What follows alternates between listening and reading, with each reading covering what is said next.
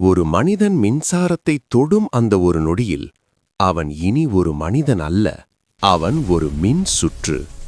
நீர் மற்றும் எலக்ட்ரோலைட்டுகளாலான மனித உடல் மின்சாரத்திற்கு ஒரு சிறந்த பாதையாக மாறுகிறது. நமது மூளை வெறும் 0.1 வோல்ட் மின்சாரத்தால் உடலை கட்டுப்படுத்துகிறது.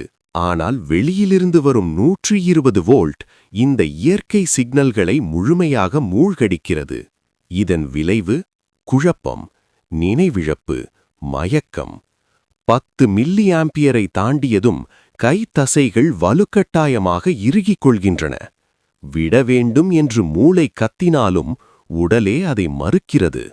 இதுதான் நோ லெட் கோ பெனாமினன். இதயம் மின்சாரத்திற்கு மிகவும் உணர்வுள்ள உறுப்பு. 50 முதல் 100 மில்லி ஆம்பியர் போதுமானது. இதயம் துடிக்காது. அது பயனற்ற நடுக்கமாக மாறுகிறது. Ventricular fibrillation. சில நேரங்களில் இதயம் நிற்கிறது, சில நேரங்களில் மீண்டும் துடிக்கிறது.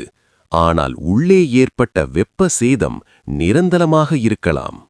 மின்சாரம் தசைகளை அவை தாங்க முடியாத அளவிற்கு இழுக்கிறது. தசைகள் கிழிகின்றன, நரம்புகள் அறுக்கப்படுகின்றன, எலும்புகள் முறிகின்றன.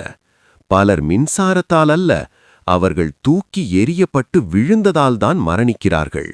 மின்சாரம் வெளியில் மட்டும் எரிக்காது, அது உடலுக்குள் ஒரு அடுப்பாக மாறுகிறது.